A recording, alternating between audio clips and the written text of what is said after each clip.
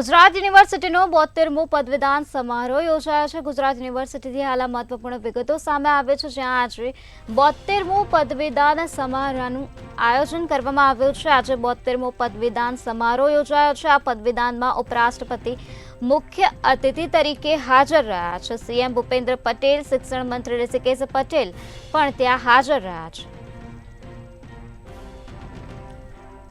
તો આ પદવીદાનમાં ઉપરાષ્ટ્રપતિ મુખ્ય અતિથિ તરીકે હાજર રહેશે। આ સાથે સીએમ ભૂપેન્દ્ર પટેલ અને શિક્ષણ મંત્રી ઋષિકેશ પટેલ પણ હાજર રહેશે। પદવીદાનમાં 51,622 વિદ્યાર્થીઓને પદવી આપવામાં આવશે, ત્યારે 279 વિદ્યાર્થીઓને ગોલ્ડ મેડલ આપવામાં આવશે।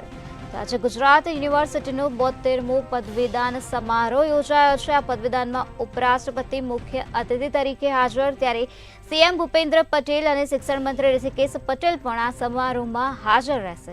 આ પદવીદાનમાં 51,622 વિદ્યાર્થીઓને પદવી આપવામાં આવશે। આ સાથે 279 વિદ્યાર્થીઓને ગોલ્ડ મેડલ આપવામાં આવશે, જ્યારે 66 વિદ્યાર્થીઓને ઇનામ આપવામાં આવશે।